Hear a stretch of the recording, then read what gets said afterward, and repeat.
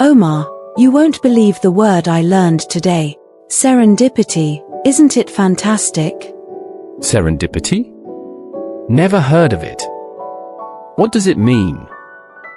It means finding something good or useful by accident. Like, stumbling upon a hidden cafe with amazing coffee. That's serendipity. Whoa, that does sound cool. Thanks for sharing. Now I have a new word to impress my friends.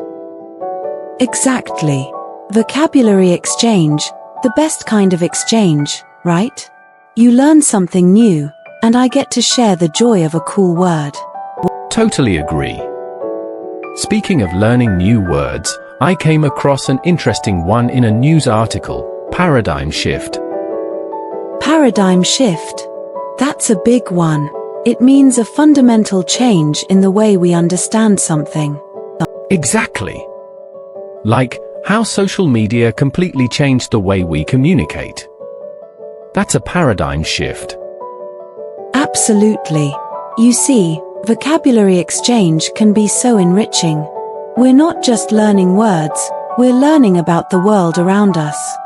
You're right. Maybe we can make this a regular thing?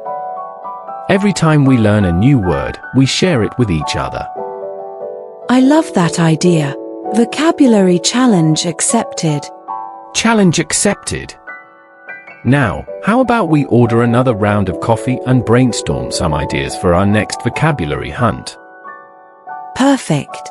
And maybe we can even include some visual elements, like drawing pictures or finding funny memes related to the words. Chloe, can you help me out? I stumbled upon this word while reading a philosophy article, ephemeral. What does it even mean?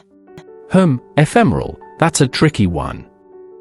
It basically describes something temporary, fleeting, here one moment and gone the next. Like a dream or a sandcastle by the ocean. Fleeting, that makes sense. It did sound a bit wispy. Thanks for the explanation.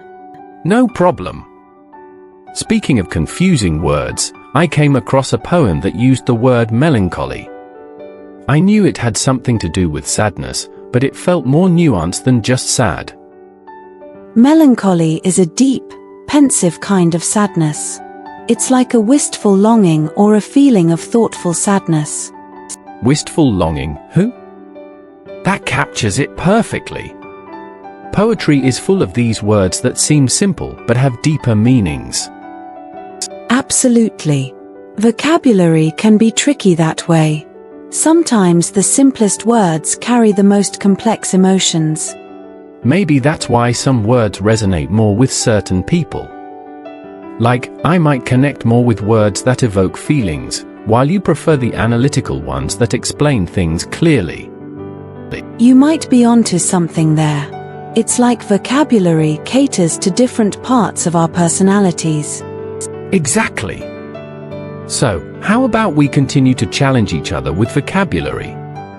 But this time, we can pick words that resonate with our individual styles, analytical for you, and evocative for me. I like that.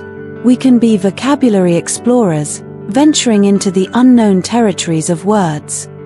Vocabulary explorers, united. Now, let's see what mind-bending words we can find next. Ben, you wouldn't believe the deal I found on groceries this week. Half-price avocados and buy one get one free yogurt. My pantry is officially stock. Half-price avocados? Score. I wouldn't mind some of that bargain yogurt myself. But honestly, Sarah, how do you even have the energy to track all those deals?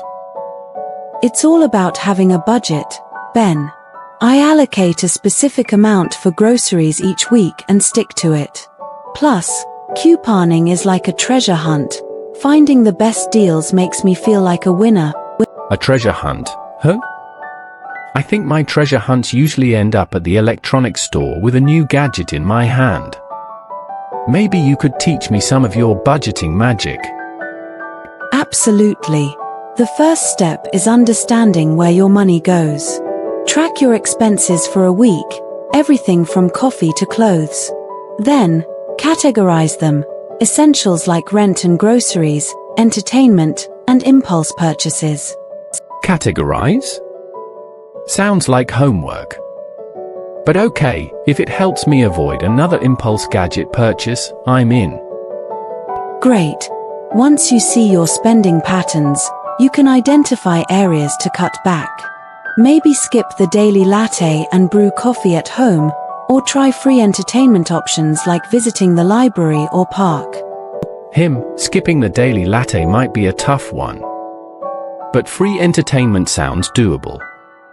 Maybe we could even have a budgeting buddies movie night at your place. Movie night. Now that's a fantastic idea. We can pop some popcorn, rent a movie on streaming, and totally avoid overpriced movie theater snacks. See, this budgeting thing isn't so bad after all. Maybe with your guidance, I can even save up for that vacation I've been dreaming of. Absolutely. Budgeting isn't about depriving yourself, it's about making smart choices so you can afford the things you truly value. We can be budgeting buddies and hold each other accountable. Deal. Thanks, Sarah. You're a lifesaver, or maybe a budget saver. Both work for me. Now, let's get cracking on that expense tracking. Your financial future awaits. All right. But first, can I finish my latte in peace? Noah, this project is a total pain in the neck. So much work and not enough time. Pain in the neck? You mean your neck actually hurts? Maybe you should see a doctor. No, Noah. It's an idiom. Pain in the neck means something is annoying or difficult. An idiom? Like a saying with a special meaning? Exactly. There are tons of idioms in English. They add color and personality to your speech. Interesting. So, pain in the neck isn't literal pain? Nope. It's just a way to express frustration. Like, if someone keeps asking you the same question over and over, you could say it's driving you crazy. Driving you crazy? Again, not literally driving. It means something is making you feel irritated or frustrated. Wow, English idioms can be confusing, but also kind of fun. They can be. Here's another one, break a leg. It means good luck, especially before a performance. Break a leg. That sounds more positive. Right? Idioms can be positive, negative, or just funny. Do you have any sayings like that in your language? We have a saying, preach to the choir. It means you're telling someone something they already agree with. Preach to the choir, I like that. It sounds similar to the English idiom carrying coals to Newcastle. It means doing something unnecessary. Cool. Maybe we can make a game of learning idioms. We can each teach the other one from our own languages. Great idea, Noah. We can become idiom experts together. Look, Liam, they have durian ice cream here. Want to try it? Durian?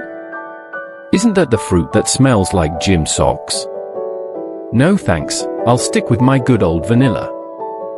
Don't be such a scaredy cat. Fusion cuisine is all about combining different flavors and cultures. This ice cream could be a delightful surprise. Fusion, hey? I'm all for delicious food, but messing with classics feels wrong somehow.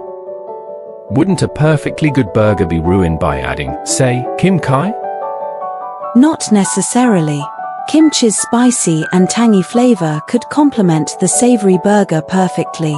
It's all about striking a balance of tastes. I guess I could see that. Maybe fusion isn't just weird combinations, but finding unexpected harmony between flavors. Exactly. Like those chocolate chili churros I had last week. The sweetness of the chocolate balanced the heat of the chili beautifully. Chocolate and chili?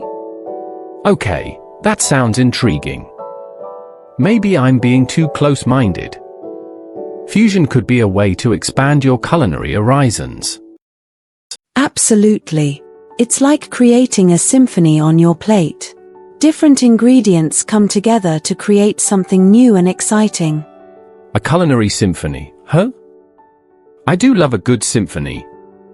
Maybe we can approach this fusion thing like an experiment. Perfect. Let's each pick a fusion dish from this market and share a bite. We can be our own taste testers and see if the culinary symphony works. All right, you've convinced me. Challenge accepted. But if I end up with a durian-flavored disaster, I'm blaming you. No worries, Liam. We'll have fun with it, and who knows, you might discover a new favorite flavor combination